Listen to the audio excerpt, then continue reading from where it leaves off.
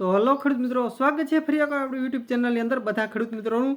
તો ખેડૂત ભાઈઓ, સૌપ્રથમ તો મારા રામ રામ અને બધાને જય સિદ્ધનાથ। તો ખેડૂત મિત્રો, આજે આપણે આ વિડીયોના માધ્યમથી આપણે ખાસ ચર્ચા કરવાના છીએ। અને મિત્રો, આ વર્ષે કયા પાકના ભાવ સારા ખેડૂતોને મળી રહેશે અને કયા પાકના ભાવ મીડિયમ રહેશે, મધ્યમ રહેશે, તો તેની ખાસ મિત્રો ચર્ચા કરવાની છે। તો મિત્રો, તમે આપણી ચેનલની અંદર જો સૌપ્રથમ વખત હો તો આપણી ચેનલ લાઈક કરી, શેર કરીને સબસ્ક્રાઈબ ખાસ કરી નાખજો।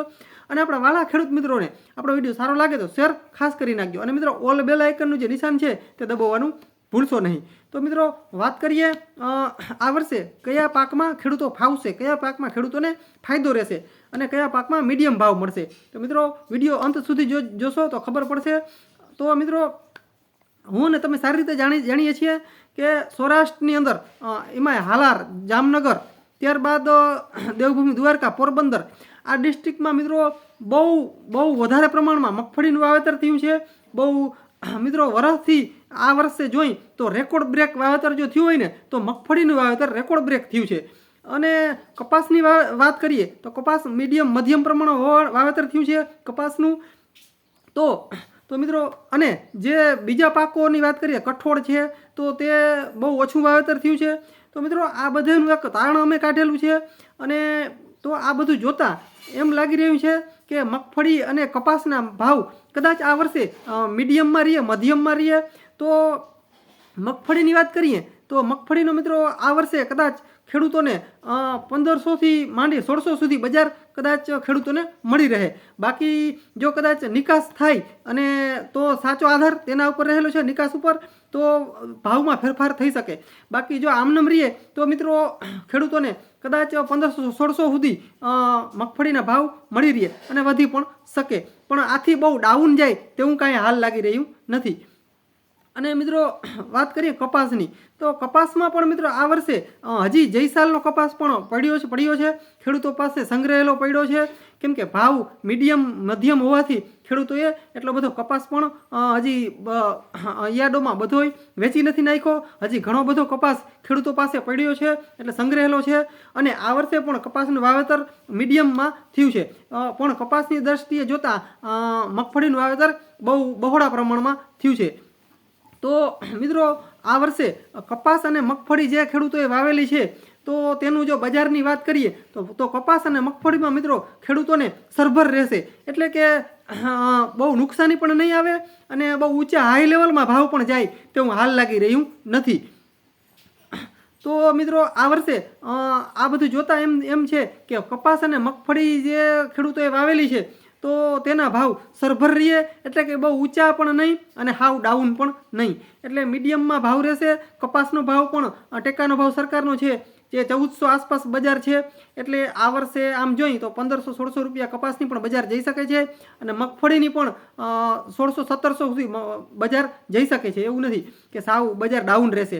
પણ મિત્રો, મગફળીનું વાવેતર ખરેખર આમ જોઈએ તો જેમ જયસાલ જીરુનું વાવેતર આપણે જોરદાર પ્રમાણમાં થયું હતું તેમ આ વર્ષે મગફળીમાં પણ રેકોર્ડ બ્રેક વાવેતર મિત્રો થયું છે। દર વર્ષની જેમ જોઈ તો આ વર્ષે રેકોર્ડ બ્રેક મગફળીનું વાવેતર થયું છે। તો તે પણ જોવાનું છે। જો બહાર નિકાસ થાય તો ભાવ સારા મળશે, આનાથી પણ વધી શકે, જે આપણે કહીએ છીએ એ ભાવથી પણ વધારે ભાવ આવી શકે, પણ જો નિકાસ થાય તો। બાકી મિત્રો, આપણે ઇન્ડિયાની અંદર મગફળીનું જેટલું જરૂરિયાત હોય તે કરતાં વધારે પણ આ વર્ષે મગફળી ઉત્પાદન થાય તેવું હાલ લાગી રહ્યું છે। તો મિત્રો, આ તો આપણે મગફળી અને કપાસની જ વાત કરી। તો મિત્રો, સારા પાક બીજા બધા પાક છે તે કયા પાકમાં આનાથી પણ વધારે ભાવ મળશે? તો મિત્રો, વાત કરીએ તુવેર છે, મગ છે, મઠ છે, તલ છે। મિત્રો, આ જે અમુક જે કઠોળ પાક જે રહેલા છે, તુવેર, મગ, અડદ, તેના મિત્રો ભાવ વધે તેવું આ વર્ષે લાગી રહ્યું છે। તેમાં ખેડૂતોને જે ખેડૂતોએ તુવેર વાવેલ હશે, કઠોળ જે ટૂંકમાં વાવેલું હશે ખેડૂતોએ, તેને આ વર્ષે સારા ભાવ મળી રહે તેવું હાલ લાગી રહ્યું છે। કેમ કે આ જે કઠોળના વાવેતર છે તે બહુ ઓછા થયા છે। મગફળી અને કપાસની દ્રષ્ટિએ જોતાં કઠોળના વાવેતર બહુ ઓછા થયા છે। અને આ વર્ષે એવું લાગી રહ્યું છે કે કઠોળના ભાવ સારા મળે ખેડૂતોને અને તો ફાયદો રહેશે કઠોળમાં ખેડૂતોને, એવું હાલ લાગી રહ્યું છે। પણ મિત્રો, તુવેર છે, વાલ છે, મઠ છે, મગ છે, આવા જે બધા કઠોળના પાક છે તેના ભાવ સારા રહે તેવું લાગી રહ્યું છે. પણ મિત્રો ચોમાસામાં વાત કરીએ તો ચોમાસામાં મગ ને આ જે અડદને હોય છે તે પકવવા બહુ ખૂબ મુશ્કેલ હોય છે. એના હિસાબે ભાવ હાઈ રહેશે તેવું હાલ લાગી રહ્યું છે. અને મિત્રો બાકીના બીજા જે મિત્રો પાકો છે તેના મધ્યમ ભાવ રહીએ તેવું હાલ લાગી રહ્યું છે. અને મિત્રો બીજી વાત કે આ વર્ષે જયસાલનો કપાસ પણ પડેલો છે હજી, કેમ કે ભાવ મધ્યમ રહેલા છે એટલે કપાસનો ભાવ પણ મધ્યમ રહે તેવું હાલ લાગી રહ્યું છે.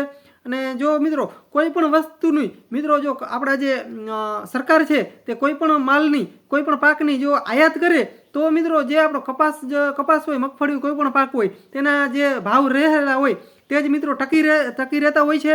બાકી જો નિકાસ થાય તો ભાવ સારા પ્રમાણમાં મળે છે. જે આપણે ધાર્યા હોય તેથી પણ વધારે પાકના ભાવ મળી રહે છે. પણ જો નિકાસ થાય તો, બાકી આયાત કરે તો સ્વાભાવિક છે કે આપણો જે માલ છે તેના પણ ડાઉન ભાવ જઈ શકે છે.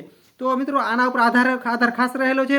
બાકી મિત્રો આ એક અમારું એક અનુમાન કાઢેલું હોય છે, એવું નહીં માનવાનું કે અમે કહી દીધું એટલે 100% પાકું જ હોય. ઘણા કોમેન્ટ કરતા હોય છે કે આમ હોય તેમ હોય, પણ મિત્રો અમે અમારું એક અનુમાન કાઢેલું હોય છે કે આ પાકોના ભાવ આ વર્ષે સારા રહેવાના છે. અને આ જે પાકોના બીજા જે મેં કીધું તે પાકોના ભાવ મીડિયમ રહેશે. તો મિત્રો આજના વિડીયોની અંદર બસ આટલું જ છે. મિત્રો જય સિદ્ધાર્થ મહાદેવર.